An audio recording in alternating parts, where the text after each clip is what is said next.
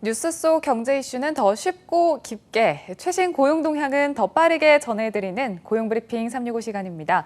이재동 기자와 함께합니다. 안녕하세요. 안녕하세요. 네, 오늘 어떤 이슈 준비하셨나요?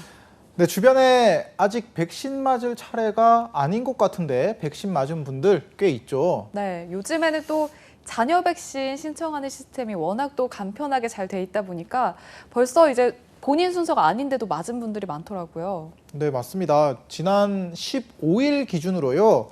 코로나 백신을 맞은 사람이 이제 1,300만 명을 넘어섰다고 합니다. 그러니까 이게 우리나라 사람 4명 가운데 1명이 백신 1차 접종을 마친 겁니다. 다른 나라보다 조금 늦은 지난 2월 말부터 백신 접종이 시작이 됐는데 이번 달 들어서 속도가 붙으면서 일본을 추월했고 이제는 세계 평균 접종률보다도 높아졌습니다. 여기에 지난 7일 하루 동안 국내 1차 접종자는 85만 5,642명으로 첫 접종일 이후 가장 많은 접종자 수를 기록하기도 했는데요. 여기에는 노쇼 백신 품귀 현상까지 빚어질 정도로 백신 접종 열기가 뜨겁습니다. 이번 이슈픽에서 한번 짚어보겠습니다. 네, 백신 접종 초기만 해도 아무래도 이 백신의 안전성 때문에 좀 불안하다 이렇게 호소하는 사람들이 많았는데 상황이 많이 바뀐 것 같죠? 네, 맞습니다. 이런 백신 접종 열기는요, 사실 당초 예상을 뛰어넘는 모습입니다. 앞서 국내에서는 백신 접종을 앞두고 부작용 우려와 물량 부족 등의 문제가 불거지면서 빠른 접종 속도를 기대하기 어려울 것이라는 전망도 많았던 것이 사실입니다. 하지만 전문가들은 주변 접종자들을 통해 백신에 대한 신뢰가 높아지고 있고 또 다음 달부터 백신 접종자는 실외에서 마스크를 벗을 수 있거나 해외여행도 갈 수 있는 등 다양한 백신 인센티브도 접종 의향을 높이는 데 한몫하고 있다고 평가합니다. 무엇보다 백신 공급도 원활하게 이뤄지고 있는 편이고요.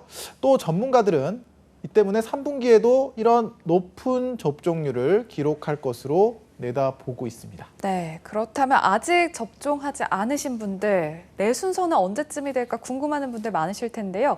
얼마 전에 이 3분기 접종 일정이 발표됐죠.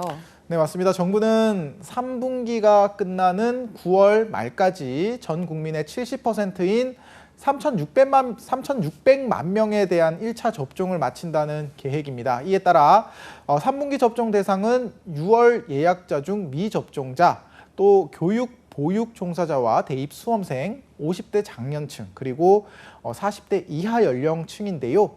7월 초에는 이달 예약자 중 백신 물량 부족으로 접종받지 못한 60에서 74살 미접종자들이 우선 접종 대상입니다. 30살 미만 사회 필수 인력 중에 이달 예약 조기 마감으로 접종받지 못한 사람 약 7만 명도 7월 초에 예방접종센터에서 접종을 받습니다. 네, 우선 접종 대상자가 많다 보니까 순서가 돌아오기 전에 미리 접종을 받으려고 이 자녀 백신 신청하는 분들 점점 많아지고 있다고요. 네, 맞습니다.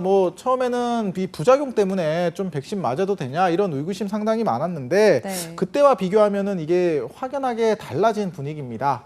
백신 접종 순서가 오지 않은 이들에서 접종을 원하는 사람들 같은 경우에는 자녀 백신 예약을 치열하게 하고 있는 상황이고요. 또 급기야 자녀 백신 예약에 성공한 이들의 꿀팁 전수글 이런 게시글도 커뮤니티에서는 눈에 띕니다.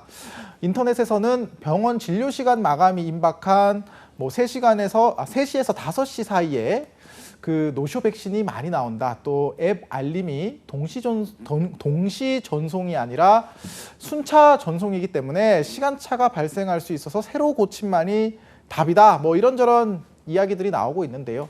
방송인 허지웅 씨 같은 경우도 역시 자신의 SNS에 아스트라제네카 백신 접종 증명서를 올리면서 예약 팁을 소개해서 화제가 되기도 했습니다. 네, 제가 알고 있는 자녀 백신 꿀팁은 광클만이 답이다 이거거든요. 그만큼 진짜 예약하기가 너무 어렵더라고요.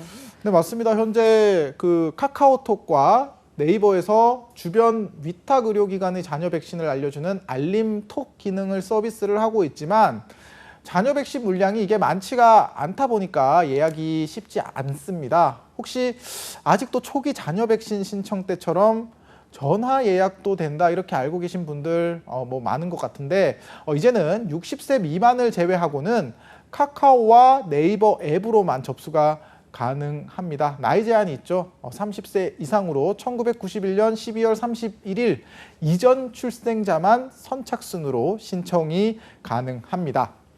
방문을 원하는 접종기관에 자녀 백신이 없다면 알림 신청도 가능한데요. 예약 알림 신청 내역을 확인하고 알림을 해제도 할 수 있습니다. 네. 코로나 백신을 접종하기 전과 그리고 이후에 어떻게 해야 좋을지 헷갈리는 정보도 있고 또 반대로 잘못 알려진 정보도 있는데 하나씩 짚어볼까요?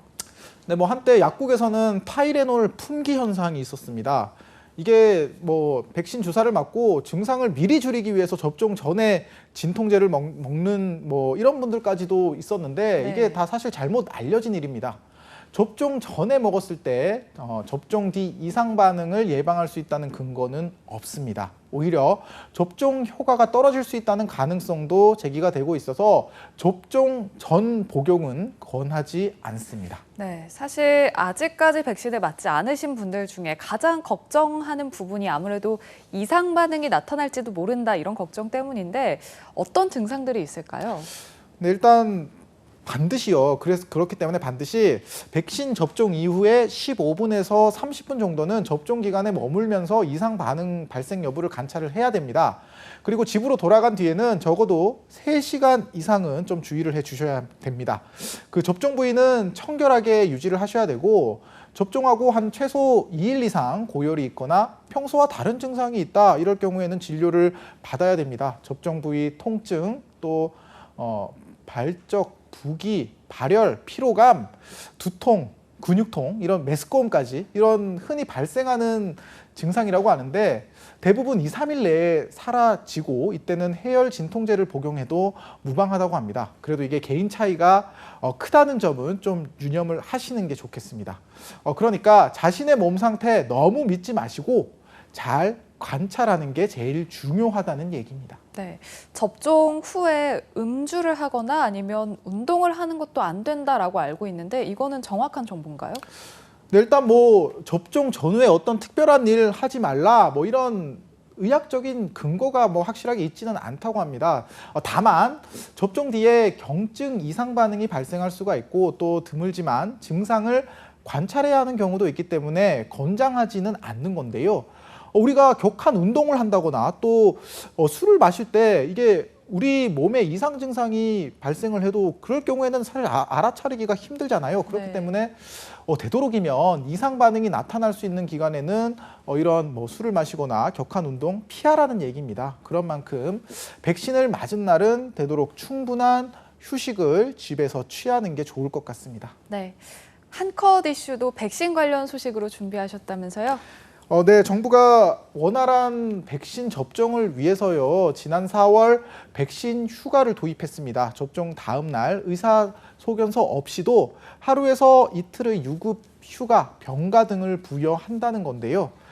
그러나 이게 정부기관이 아닌 일반 사기업의 경우는 백신 휴가 사용은 권고사항입니다. 정부가 사기업의 백신 휴가 도입을 강제하지는 않겠다는 건데 그렇다 보니까 삼성, LG 이런 대기업과 또 중견기업 위주로만 도입이 이뤄졌습니다. 구직 사이트 사람인이 기업 903곳을 대상으로 조사를 해봤더니 전체 기업 중에 51.1%가 백신 휴가를 도입할 계획이라고 밝혔는데요.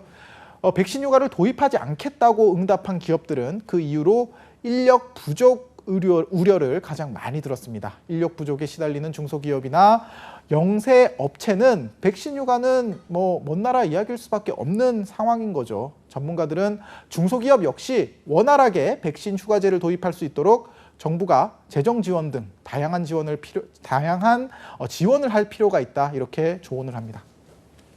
네, 모두가 더 안전하게 일상으로 다가갈 수 있도록 제도 정비 역시 필요해 보입니다. 오늘도 이재동 기자와 함께했습니다.